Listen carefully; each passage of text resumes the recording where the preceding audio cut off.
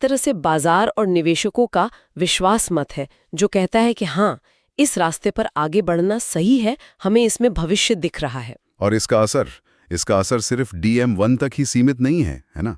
स्रोत में Duchenne muscular dystrophy, limb girdle muscular dystrophy, इन बीमारियों का भी जिक्र है। बिल्कुल, और यहीं पर ये खोज और भी बड़ी हो जाती है। इसे ऐसे समझिए कि वैज्ञानिकों ने सिर्फ एक ताला नहीं खोला है, उन्होंने एक ऐसी मास्टर की बनाने का, कह सकते हैं, फॉर्मूला साबित कर दिया है जो भविष्य में कई और जेनेटिक बीमारियों के ताले खोल सकती है। अच्छा, तो क्या इन सभी बीमारियों में एक ही तरह का जहरीला RNA बनता है या तकनीक को हर बार नए सिरे से बनाना पड़ता है? बहुत अच्छा सवाल है। नहीं, हर बीमारी के पीछे की जेनेटिक गड़बड़ी अलग होती है, इसलिए हर बीमारी का दुश्मन RNA भी अलग होता है। ओके। तो मास्टर की का मतलब ये नहीं कि यही एक दवा सब पर काम करेगी। इसका मतलब है कि हमें वो तरीका पता चल गया है जिससे हम अलग अलग तालों के लिए अलग अलग चाबियां बना सकते हैं। मतलब हमें हर बार पहिया नए सिरे से नहीं बनाना पड़ेगा। एग्जैक्टली। जो डिजाइन और डिलीवरी का सिद्धांत SRP 1013 के लिए काम कर रहा है, उसे थोड़ा बदलकर दूसरे बीमारियों के लिए भी इस्तेमाल किया जा सकता है। ये एक प्लग एंड प्ले जैसा सिस्टम है जहां आप बस गलत जीन के हिसाब से टारगेट बदल देते हैं। ये तो वाकई भविष्य की दवा लगती है। लेकिन जैसा कि आपने कहा, हमें यथार्थवादी भी रहना होगा। तो इस उम्मीद के साथ साथ हमें किन चेतावनियों या सीमाओं का ध्यान रखना चाहिए? हाँ, उम्मीद के साथ सावधानी बरतना विज्ञान में बहुत जरूरी है। सबसे पहली और जरूरी बात, जैसा हमने पहले भी कहा, ये दवा अभी भी फेज 1-2 ट्रायल में है, मतलब विकास के बहुत शुरुआती चरण में। यहाँ से बाजार तक का सफर कई सालों का हो सकता है और रास्ते में कई बाधाएं आ सकती हैं। मतलब अभी हम बस शुरुआती सीढ़ियों पर हैं। बिल्कुल। दूसरी बात, हमें इसके लंबे समय के प्रभावों के बारे में कुछ नहीं पता। क्या इसका असर कुछ महीनों तक रहेगा या सालों तक?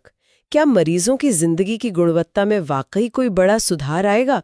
इन सवालों के जवाब हमें सिर्फ और ज्यादा समय और डेटा से ही मिलेंगे। और स्रोत में एक बहुत खास बात पर जोर दिया गया है कि ये थेरेपी सिर्फ मायोटोनिक डिस्ट्रॉफी टाइप 1 के लिए है।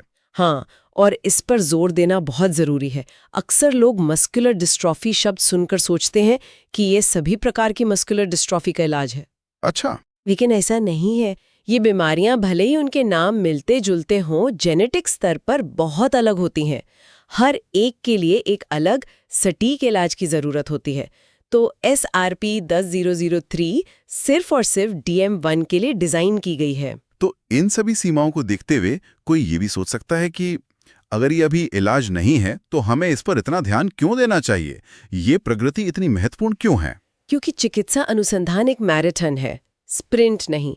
हर सफल शुरुआती चरण उस नींव को और मजबूत करता है जिस पर भविष्य का इलाज बनेगा। ये प्रगति दिखाती है कि जहरीले RNA को निशाना बनाने का जो वैज्ञानिक आइडिया है वो काम कर रहा है।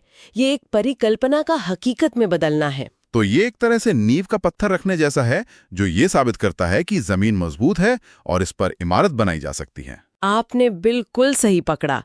और मैं तो ये भी कहूंगी कि ये सिर्फ टेक्नोलॉजी का परीक्षण नहीं है, ये मरीजों के धैर्य और विज्ञान में उनके विश्वास का भी परीक्षण है।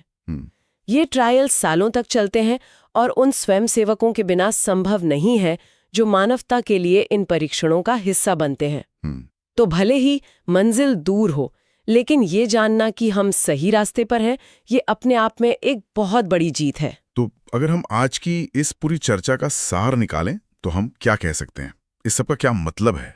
संक्षेप में कहें तो ये एक बहुत ही महत्वपूर्ण मील का पत्थर है। मायोटोनिक डिस्ट्रॉफी टाइप 1 की जड़ पर हमला करने वाली एक नई बेहद सटीक थेरेपी अपने शुरुआती परीक्षणों में सुरक्षित साबित हुई है। और इतनी सुरक्षित कि अब वैज्ञानिक इसकी सबसे असरदार खुराक खोजने के लिए आगे बढ़ रहे हैं। बिल्कुल। ये अभी इलाज नहीं है, ये बाजार में उपलब्ध नहीं है, लेकिन ये उस दिशा में एक बहुत ही मजबूत और आशाजनक कदम है। ये सिर्फ DM1 से जूझ रहे लोगों के लिए ही नहीं, बल्कि हर उस व्यक्ति के लिए उम्मीद की किरण है जो किसी आनुवंशिक बीमारी से लड़ रहा है। सही कहा। ये दिखाता है कि विज्ञान अब उन बीमारियों से भी निपट रहा है जिन्हें कभी लाइलाज समझा जाता था। और मैं इस चर्चा को एक व्यापक दृष्टिकोण के साथ समाप्त करना चाहूंगी।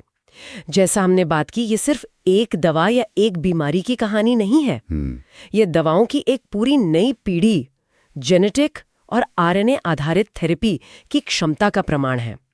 हम एक ऐसे युग में प्रवेश कर रहे हैं जहां हम बीमारियों को उनके लक्षणों से नहीं बल्कि उनके मूल जेनेटिक कारण से ठीक करने की क्षमता विकसित कर रहे हैं। भविष्य की दवा जो आज हकीकत बन रही है।